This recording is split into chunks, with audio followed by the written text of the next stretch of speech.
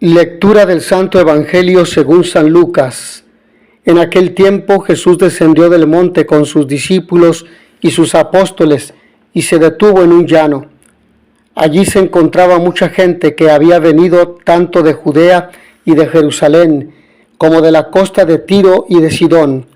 Mirando entonces a sus discípulos, Jesús les dijo: Dichosos ustedes los pobres, porque de ustedes es el reino de Dios. Dichosos ustedes los que ahora tienen hambre, porque serán saciados. Dichosos ustedes los que lloran ahora, porque al fin reirán. Dichosos serán ustedes cuando los hombres los aborrezcan y los expulsen de entre ellos, y cuando los insulten y maldigan por causa del Hijo del Hombre. Alégrense ese día y salten de gozo, porque su recompensa será grande en el cielo, pues así trataron sus padres a los profetas. Pero ay de ustedes los ricos, porque ya tienen ahora su consuelo. Ay de ustedes los que se hartan ahora, porque después tendrán hambre. Ay de ustedes los que ríen ahora, porque llorarán de pena. Ay de ustedes cuando todo el mundo los alabe, porque de ese modo trataron sus padres a los falsos profetas. Palabra del Señor.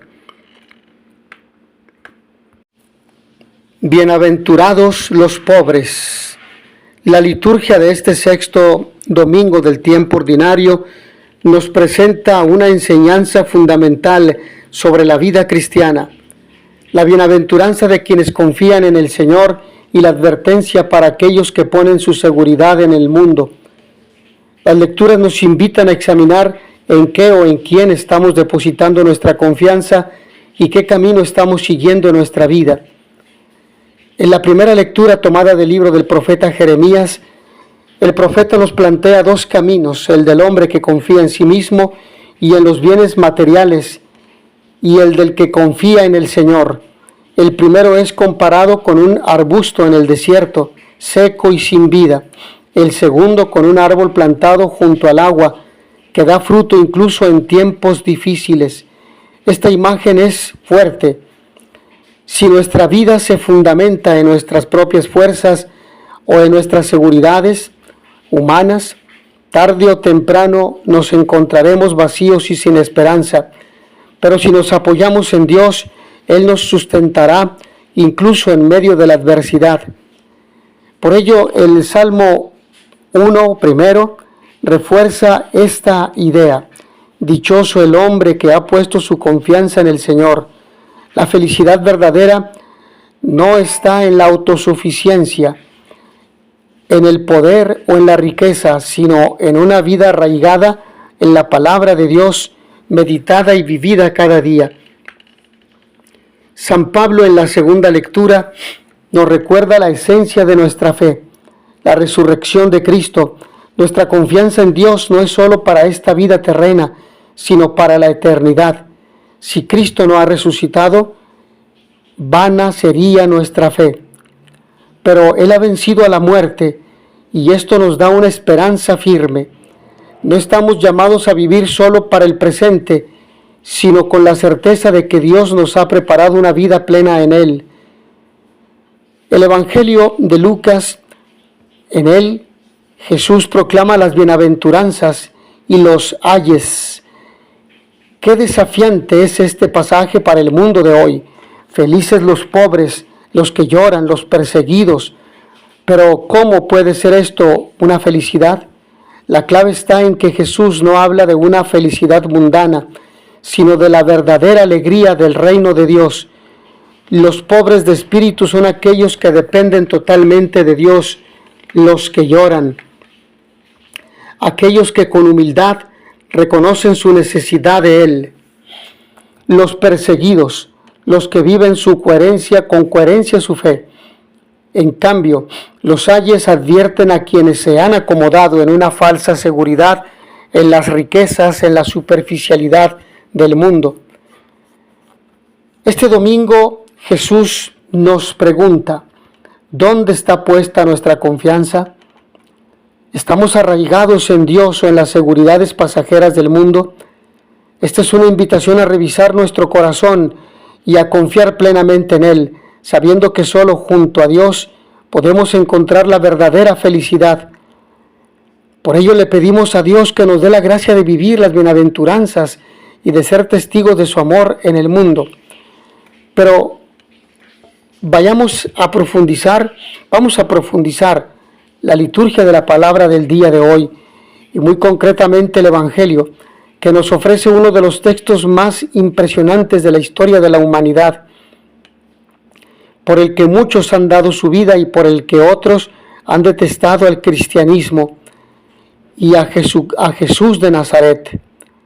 El texto de las bienaventuranzas de Lucas es escueto, dialéctico, radical, pero en el fondo se trata simplemente de describir dos ámbitos muy precisos: el de los que sufren, de los que viven una desgracia en este mundo, y el de los bien situados en este mundo a costa de los otros.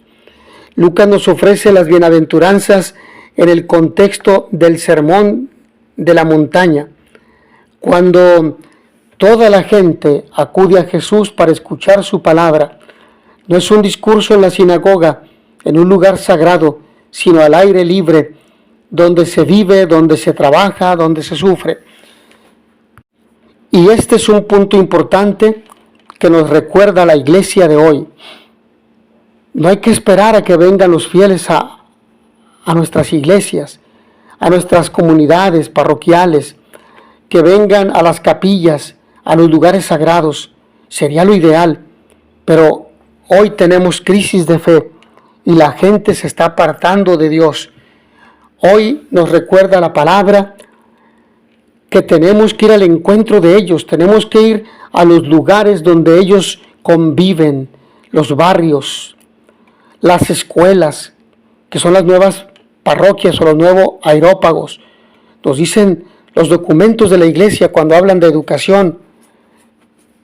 En Gravissimum Educationis de Concilio Vaticano II,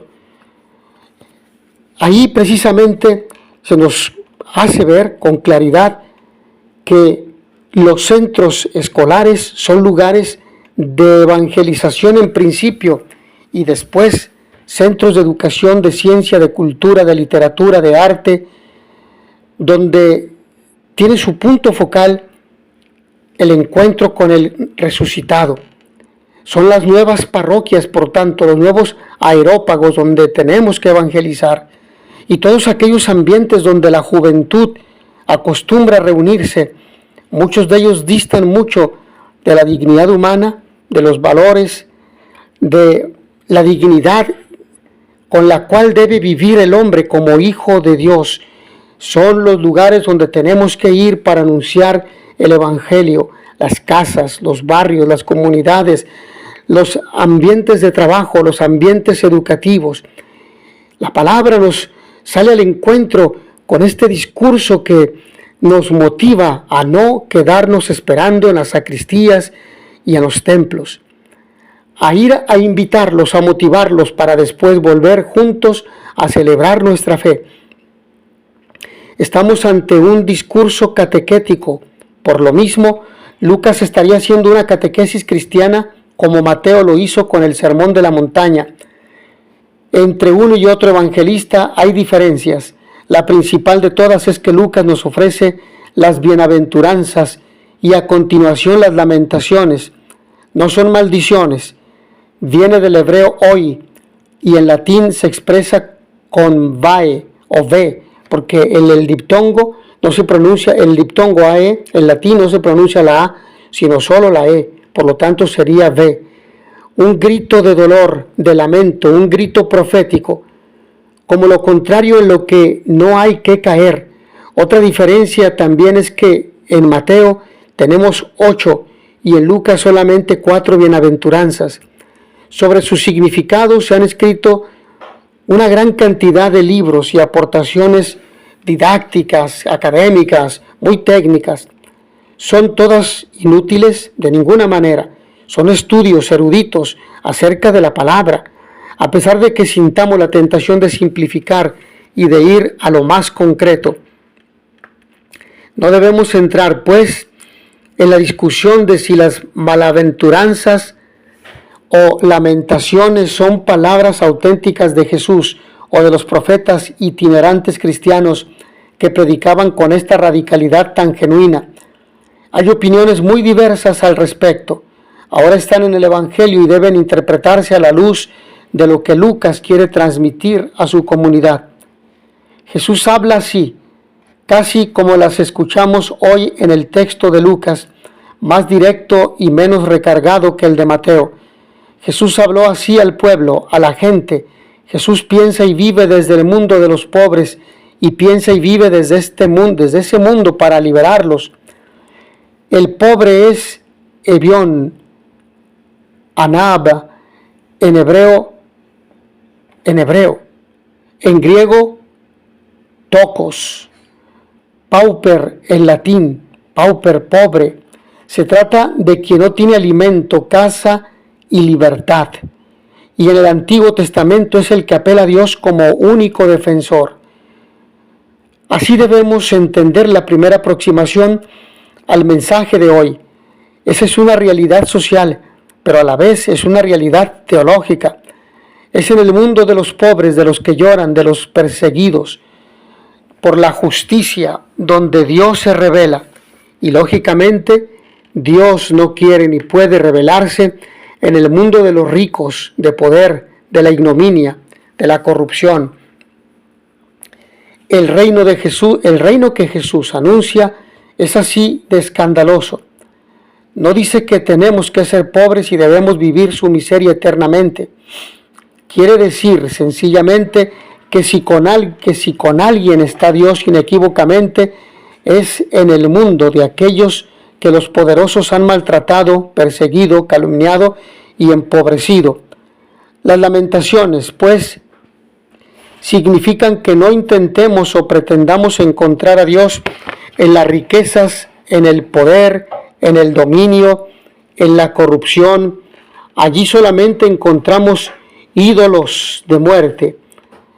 La luz no es lo que se ve, pero es aquello que produce el milagro para que veamos. Y las bienaventuranzas de Jesús son la luz de su predicación del reino. Con las bienaventuranzas se hará posible ver a Dios. Desde el mundo de las lamentaciones nunca encontraremos al Dios verdadero, aunque Él no rechace a nadie. El mundo de las bienaventuranzas nos impulsa a confiar en un Dios que ha resucitado a Jesús de entre los muertos y por eso mismo a cada uno de nosotros nos resucita y resucitará. Pero a ese Dios ya sabemos dónde debemos buscarlo, no en la ignominia del poder de este mundo, sino en el mundo de los pobres, de los que lloran, de los afligidos, de los que son perseguidos a causa de la justicia. Ahí es donde está el Dios de vida, el Dios de la resurrección. Y esto es así, porque Dios ha hecho su opción y un Dios con corazón solamente puede aparecer donde está la vida y el amor. Podríamos preguntarnos, ¿qué hago yo con los pobres? ¿Cómo es mi relación con el dinero? ¿En qué se basa mi felicidad?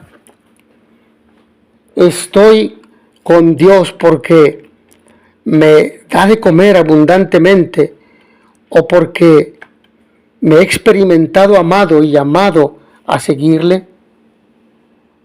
Veo en mis hermanos, especialmente los más pobres y necesitados, la figura del crucificado, del Dios con nosotros, que nos dice, cuando lo hicieron a uno de estos más pequeños de mis hermanos, a mí me lo hicieron.